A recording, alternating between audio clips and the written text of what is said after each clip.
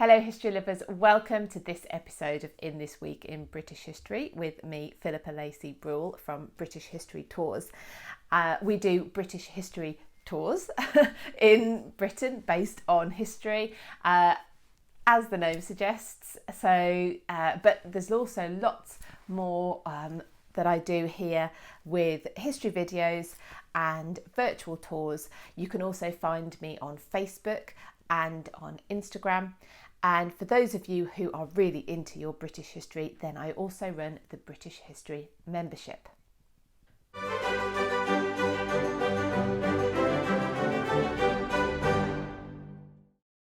So what will we be looking at in this episode? Well, each week we look at some of the events which have happened in the last 7 days in history in the British Isles. This week we are looking at a range of interesting things. We have the beginning of the very swift downfall of Anne Boleyn, and we will be charting that over the next few weeks. We have a mutiny on the Bounty. The Stone of Scone is stolen from Scotland and brought to Westminster, and the United Kingdom of Great Britain is formed. Have you heard of the Mutiny on the Bounty? This is a true but legendary story about a captain and 12 of his most loyal men cast away on a small schooner away from their ship, the Bounty. And it's the tale of their survival, incredible survival, in a small boat in extreme conditions and over thousands of miles until they reach safety.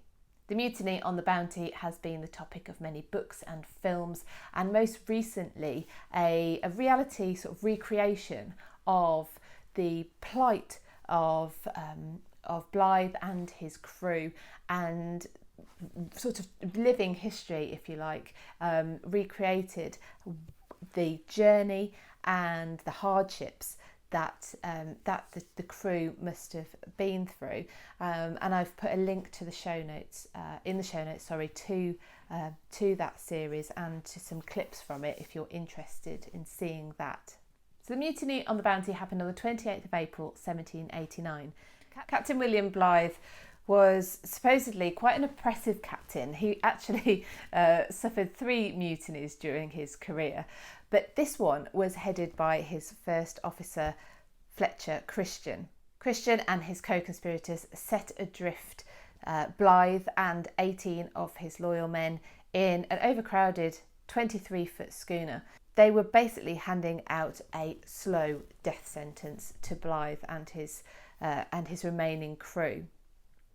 Blythe and his men were not expected to survive, and yet they managed a 3,600-mile journey, turning up in Timor in the West Indies on the 14th of June.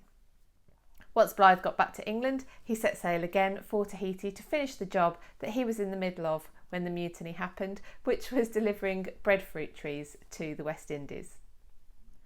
Christian and his co-conspirators tried to set up colonies on uninhabited islands. After a few attempts, many settled on Pitcairn Island, an uninhabited volcanic island. Those who had remained on Tahiti had been arrested, taken back to England and hung for treason. In 1808, an American whaling vessel noticed smoke coming from the supposedly uninhabited Pitcairn Island. On investigation, they found a colony of people there, it being headed up by a man called John Adams, the sole survivor by this point of Christian and his conspirators from the Bounty.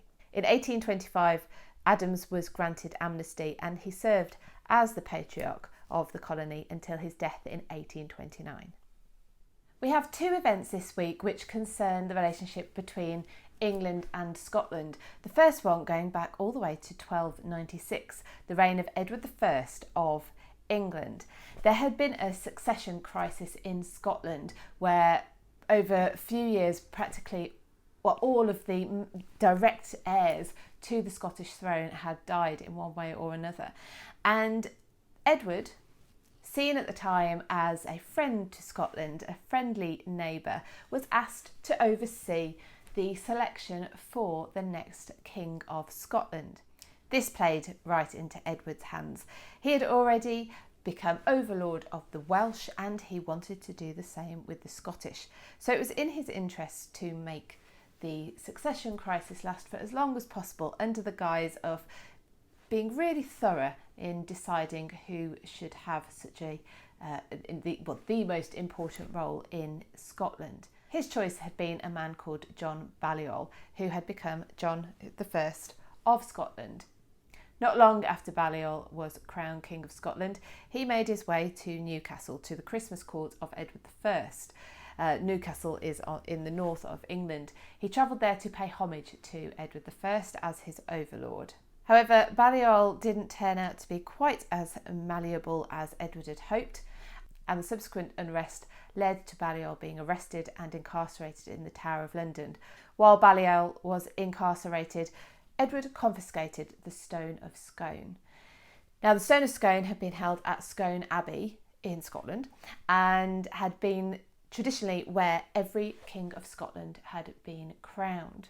This was a significant move by Edward. He had taken the sacred Stone of Scone, also known as the Stone of Destiny, where kings of Scotland had been crowned for centuries, and had taken it to Westminster. This was a physical movement of the kings of Scotland being underneath the power of the kings of England.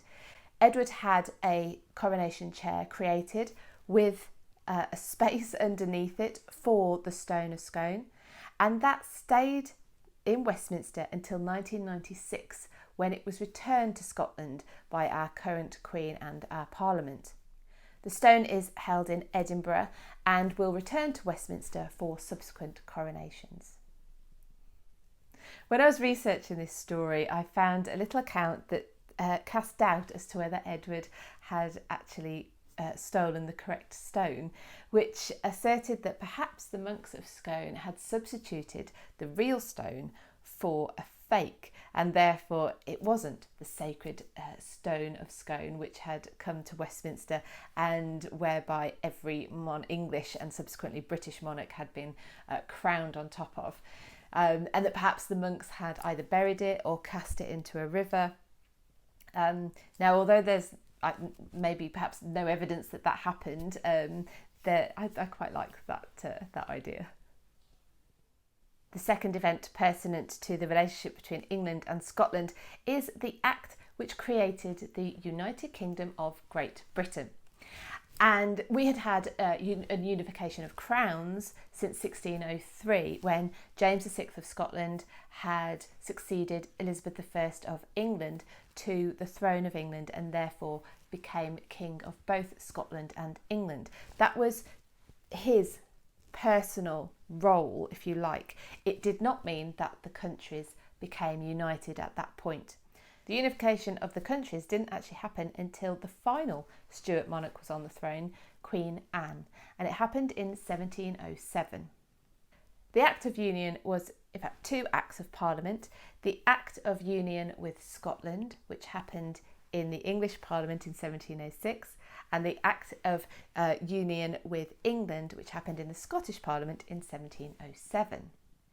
So the 1st of May 1707 marks the formal adoption of the Treaty of Union, which had been agreed in July 1706.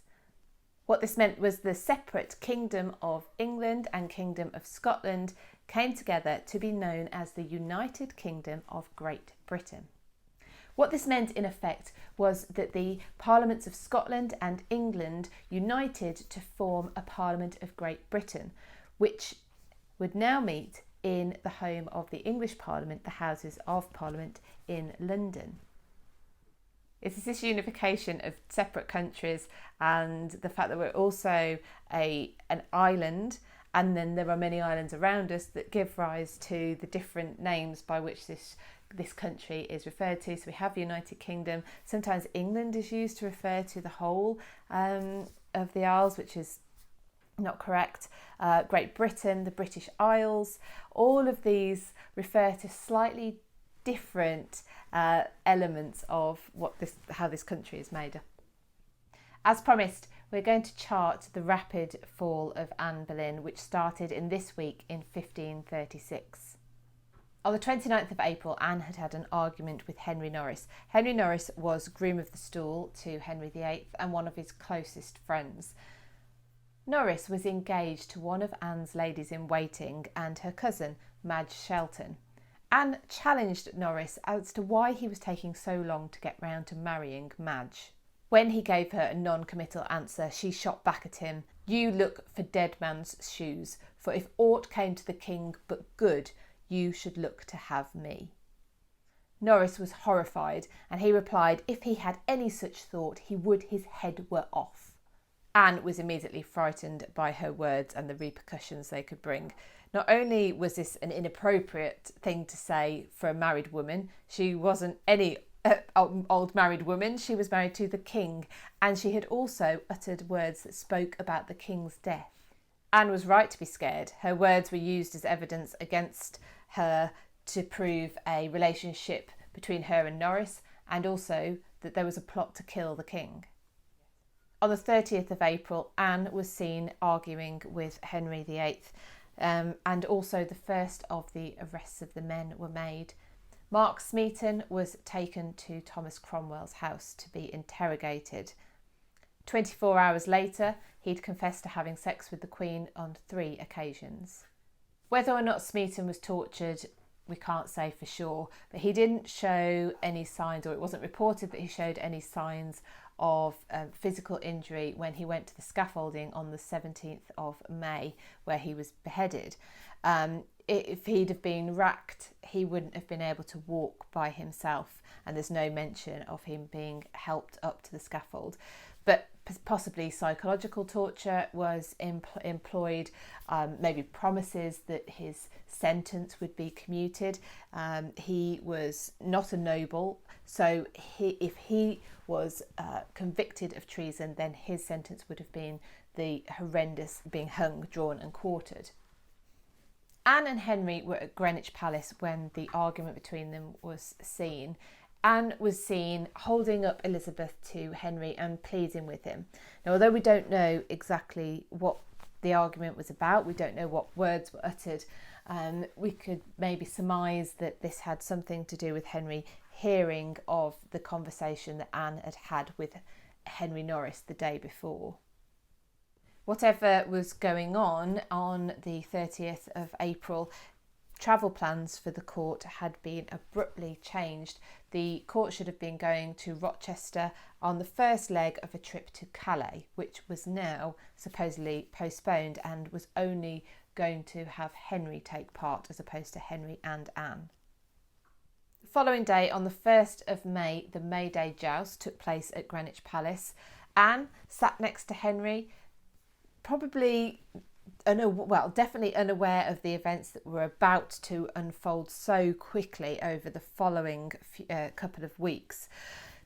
Henry Norris was leading the defenders against Anne's own brother George Boleyn, who was leading the challengers. Henry VIII was sitting this one out because of an injury he had sustained earlier on in the year. So all probably seemed well to Anne. Maybe she had an inkling that Henry wasn't the happiest he'd been, but maybe that she'd weathered this recent storm and the argument with Norris wasn't going to have any major repercussions. Henry showed no sign of being displeased. Henry Norris's horse wouldn't run in one of the jousts, and Henry offered him his own horse. Yet at the end of the joust, Henry had received a letter and he abruptly left, taking only 6 attendants with him and riding on horseback back to Westminster Palace from Greenwich. Those attendants included Henry Norris, who was interrogated by Henry VIII for the hour-long ride back to Westminster. Anne was left at Greenwich and never saw Henry again. One of Norris's servants reported that Norris had been repeatedly questioned by the king, and the king saying, just tell me the truth. You'll have a pardon if you just tell me the truth. The letter Henry received was probably from Cromwell with detail of Smeaton's confession, and he was trying to get out of Norris what he knew about the accusations against the Queen. By the end of the day, on the 2nd of May, Henry Norris, George Boleyn and Anne were all in the Tower of London. Now, Anne was at Greenwich watching a real tennis match when she received a summons to go to the Privy Council. When she reached the council chamber, the Royal Commission, which included her uncle, the Duke of Norfolk, were there, and they informed her that she was being accused of adultery. They told her she was being accused of adultery with 3 men, although they only named 2, Smeaton and Norris. Anne protested her innocence, but of course that was to no avail, and she was taken to the Tower at about 2 o'clock that afternoon by barge. She entered through a gate in the Byward Tower, so not Traitor's Gate as some stories go, and she was conveyed to the same apartments where she had stayed the night before her coronation. Once in the Tower, Anne was under the watchful eye of the Constable of the Tower, Sir William Kingdon, and he was reporting back everything Anne said to Cromwell. Anne must have felt incredible dread and fear, and she began to talk a lot, and her ramblings possibly led to a further arrest the day after. In a conversation Anne had with Kingdon, she asked, "Shall I die without justice?" To which Kingdon replied, "Even the poorest of the king's subjects has justice," to which Anne laughed. Not only does that show that she doubted that real justice would be done, but that perhaps it was really dawning on her now the hopelessness of her situation. On the 3rd of May, Anne continued to talk, and Kingdon continued to report back to Cromwell what she had been saying. She was talking out loud about going through why she thought Norris had been arrested alongside her. And Kingdon reported back to Cromwell that she said that she more feared Weston when talking about Norris. Anne had reprimanded Weston for being in love with one of her ladies-in-waiting more than he was his own wife. When she confronted him, he had apparently said that there was one in the house that he loved above all others. When she pressed him as to who that was, he said, "It's you." Not surprisingly, once that report got back to Cromwell, Weston was also arrested and sent to the Tower. Thank you for watching this episode of In This Week in British History. If you've enjoyed it, please make sure you're subscribed to the channel and you click the bell so that you get notifications when I upload a new episode. They go live every Sunday, but in the meantime, there are also virtual tours that I publish, and there's quite a library of old history videos as well that I have put in the past. There's plenty of on-location videos, which I know people enjoy, especially if you're someone who can't travel to any of these places, or you are going to be able to travel and you are busy making your bucket list. I love helping people work out where they want to go. So thank you very much for watching again. I really appreciate you being here. Please share this with your friends if you enjoy it. Give it a thumbs up, and if you comment below, I will reply to your comment. I'll see you all soon. Take care.